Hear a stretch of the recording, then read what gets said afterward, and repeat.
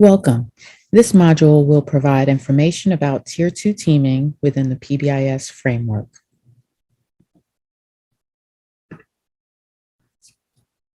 In this module, we'll look at Tier 2 team composition and functioning. We'll examine who may serve on a Tier 2 team. We'll define the roles of the team members, and we'll examine the components and procedures of a Tier 2 team meeting. Our roadmap is the Tier 2 Tiered Fidelity Inventory, or TFI. It contains 13 features organized within 3 categories: teams, interventions, and evaluation. In this module, we'll be focusing on Tier 1 team composition and feature Tier 2 team operating procedures. Take a moment to read the description and scoring rubric for features 2.1 and 2.2.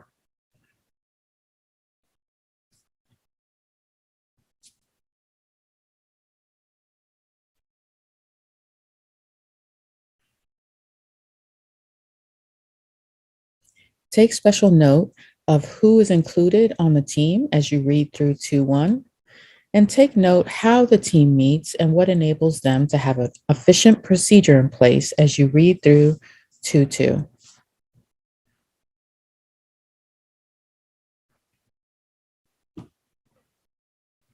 When we think about the decision-making that needs to occur to identify students who may need Tier 2 support, who will engage in this process?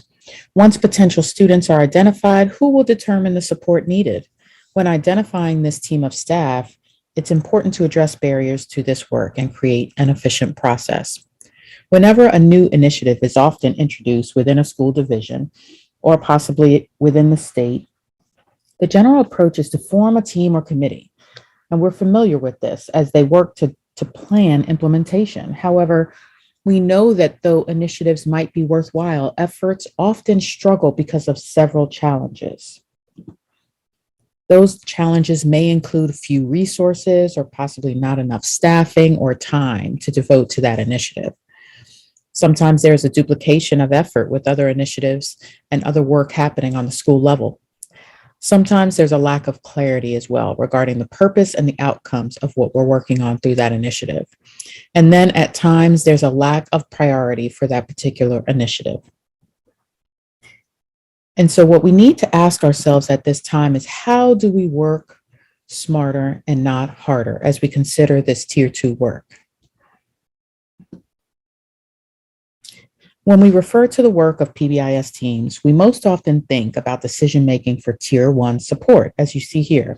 On this level, decision-making usually involves reviewing school-wide data and trends, as well as progress monitoring for school-wide progress. When we think about Tier 2 support, this process can be a bit more challenging to coordinate when identifying how we will engage in decision-making for increased support for groups of students. This data-informed decision-making process begins with a review of Tier 2 decision rules, which helps to determine students who may be in need of additional support. Progress monitoring determines students needing to discontinue, fade, continue, or modify Tier 2 support. Consider who in your school already engages in this decision-making process at the Tier 2 level.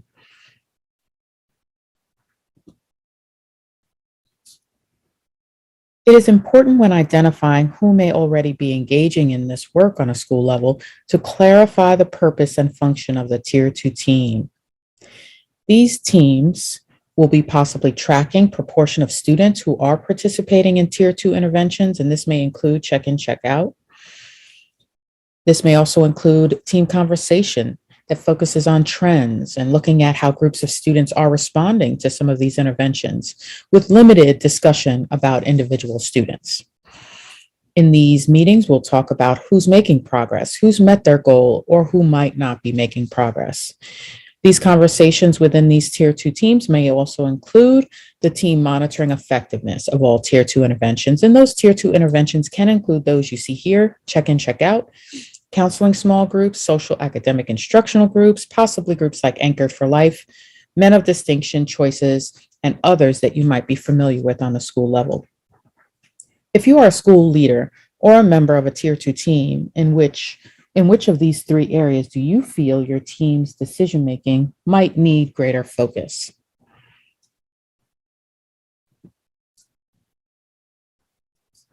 There are several meeting models that can be established to coordinate these Tier 2 tasks. You'll see here 4 on this slide. The first is that the Tier 1 and Tier 2 teams can meet at 2 different times during the month to accommodate various staff schedules. This is probably a very common setup that we've heard about in the past in Virginia Beach. However, this can be difficult if we're trying to coordinate and work through varying schedules and trying to eliminate multiple meetings. And so number 2 might be another option, the Tier 2 team meeting immediately following the Tier 1 meeting, and both teams sharing some common staff members. Also, another option is the Tier 1 and Tier 2 teams can meet together to review school-wide data and then separate to then meet and discuss different agenda items. That way they're using the same meeting time and space. And then another option could possibly be, and we've heard of this across our division in some spaces, the SRT team can function as a team which will monitor Tier 2 interventions as well. And so those SRT staff members might meet at a designated time once each month to determine access to Tier 2 supports, as well as progress monitoring student success in those Tier 2 interventions.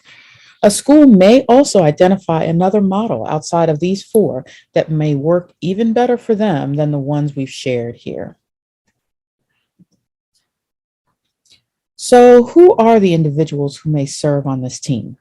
Consider these important roles: administrator, team lead or coordinator, data analyst, members with behavior support expertise, and other members with knowledge of students.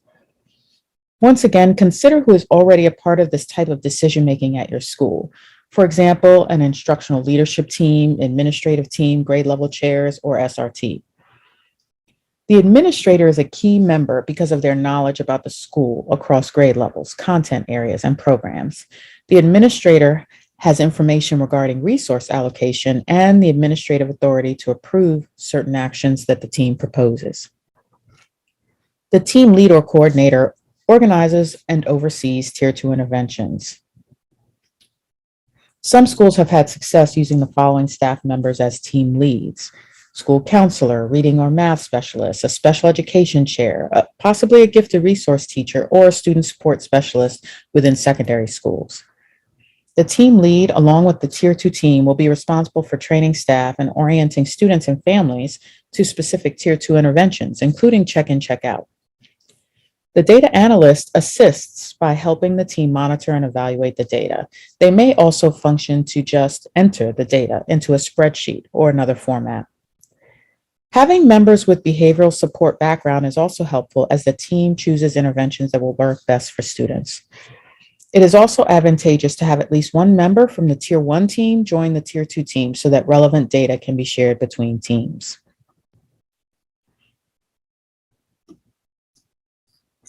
You have heard mentioned an intervention called check-in, check-out. Check-in, check-out is a support for students who may need more positive adult connection and structured feedback in order to be successful in school. Students who are displaying frequent problem behaviors across numerous settings are often successful in this intervention. It is one example of a Tier 2 intervention that a team could progress monitor. It provides that additional layer of support. It provides daily organization around that behavioral support. It provides increased and systematic behavior feedback. It also provides within that feedback high rates of adult attention. And then it increases the communication link between school and home. It is also important to clarify what check-in, check-out is not. It is not a traditional mentoring program or an individualized behavior intervention plan, and it is not to be used as a disciplinary consequence. Effective teams also often have clearly defined operating procedures. Here are some key questions to think through. How often and when will a team meet? How will the team train relevant staff and stakeholders about the check-in, check-out process or other Tier 2 interventions? As we saw on the Tier 2 TFI rubric, the goal is for the Tier 2 team to meet at least monthly and have a regular meeting format and agenda, minutes that are taken at those meetings, defined roles, and a current action plan. One of our later modules will provide more detail about the professional learning schools engage in regarding check-in, check-out, or other Tier 2 interventions. We've also listed here some common agenda items for Tier 2 teams who are monitoring, for example, check-in, check-out. We have provided a form within this module that documents the meeting agenda and minutes. On this form, there's a section to note the meeting date, time, and location, as well as the roles for the meeting. This team has listed, for example, as you see here, the agenda items and has timed them out. You'll see they've built in time for celebrations at the beginning, as well as time to evaluate the meeting at the end. There's also a place to record agenda items for the next meeting, and teams keep their meeting minutes in a common folder in the PBIS Google Drive for ease of access. Within the team forum, there's a progress monitoring and action planning section, and on this slide, you'll see an example. As we know, progress monitoring for Tier 2 interventions is a critical part of this meeting. Progress monitoring involves determining who will we continue to monitor, who will stay on the intervention as is without any modifications. Also, who needs intensified or modified support, and what will that entail? Also, who is not responding after modifications have been implemented, and what are those implications? Also, we may consider who will be fading or graduating from a Tier 2 intervention. And then also, who are the new students, of course, possibly being referred for Tier 2 support. Note how this team used the form to monitor student progress in the check-in, check-out intervention. Take a moment to look at how they've documented student progress, action steps, and who will do those action steps and by when. We've included a sample form in this module for your review.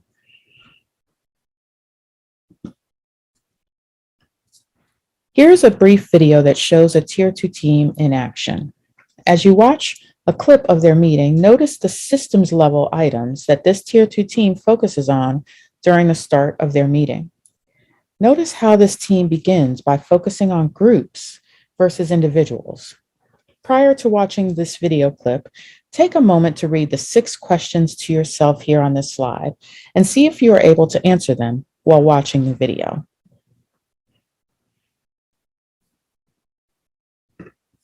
So let's go ahead and talk about our students who are on targeted interventions. And Sarah, you've been coordinating the behavior one, so maybe you can fill us in.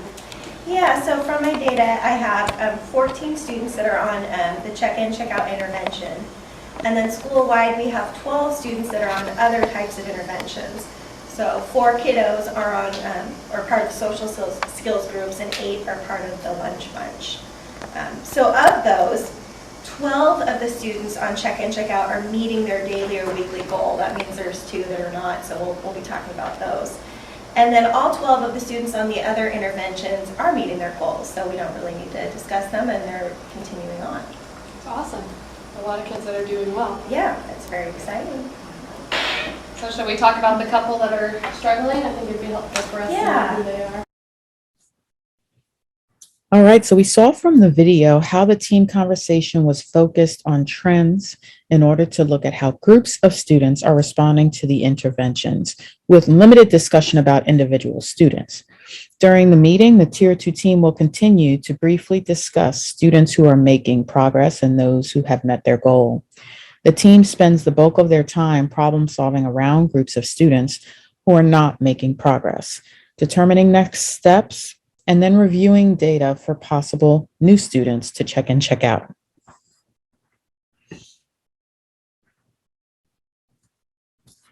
We hope this module provided you with a general overview of Tier 2 team composition and operating procedures. The next module will contain additional information about Tier 2 decision rules and the screening process.